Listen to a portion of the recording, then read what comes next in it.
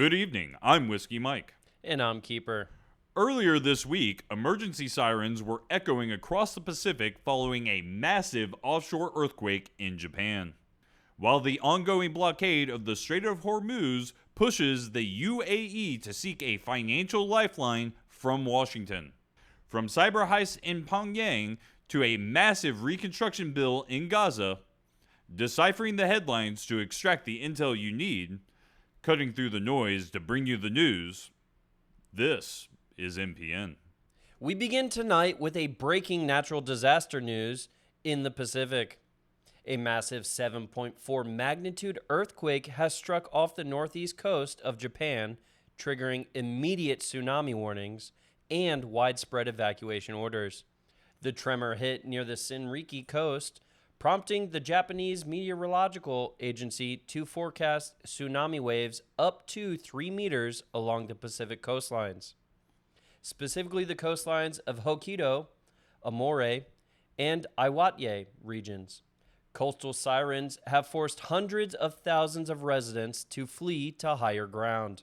This seismic shock wave was felt as far away as Tokyo, causing localized power outages, railway disruptions, and general alarm across the nation. In the Middle East, the geopolitical conflict is creating a severe economic shockwave. The United Arab Emirates has initiated urgent economic discussions with the United States, seeking financial shield against ongoing disruptions in the Strait of Hormuz. The UAE central bank governor has proposed a currency swap line with the U.S. Treasury to secure emergency access to the U.S. dollar, bolstering the Emirati dirham and protecting foreign reserves. Emirati officials claim they are reluctantly entangled in the broader U.S.-Iran conflict. However, they are issuing a stark warning. If denied access to dollar liquidity, the UAE may be forced to execute oil transactions using the Chinese yuan, a move that would directly challenge the global dominance of the U.S. petrodollar.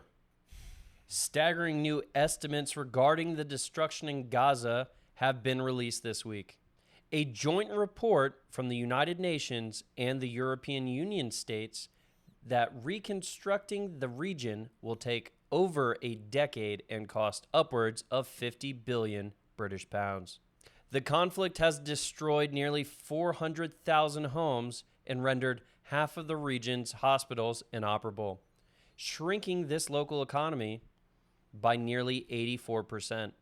Expedited restoration of basic essential services is expected to take 18 months and cost nearly 20 billion pounds alone, contingent entirely on the establishment of lasting regional security. Meanwhile, Israeli Prime Minister Benjamin Netanyahu is engaging in swift diplomatic damage control.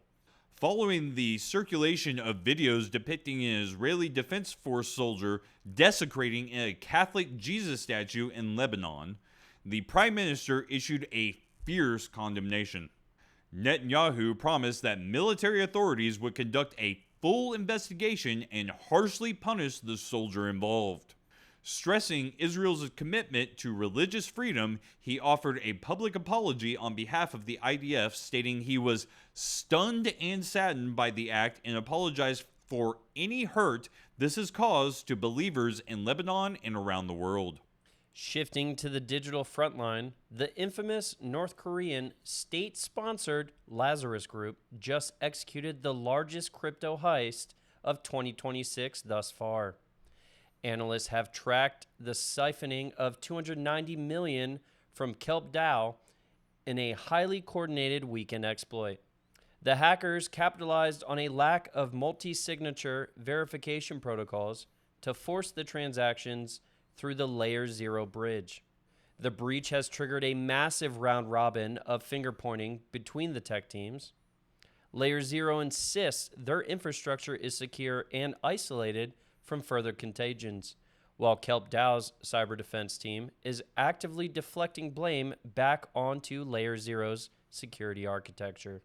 In Southeast Asia, A high-profile corruption trial is pulling an American tech giant into the spotlight.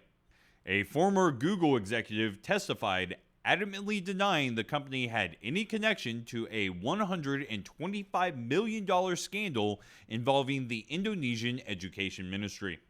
Indonesian prosecutors allege that former Education Minister Nadiem Anwar Makarim manipulated a national digitization program to siphon over $48 million into his personal accounts.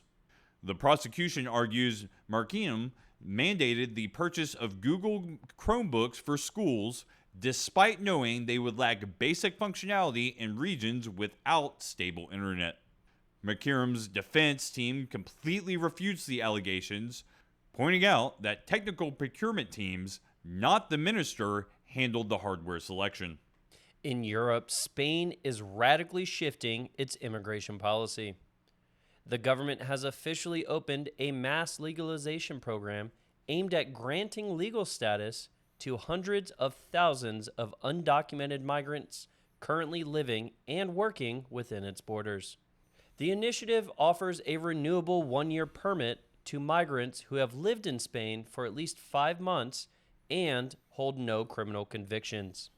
Long queues immediately flooded post offices and Social Security centers on the program's first day.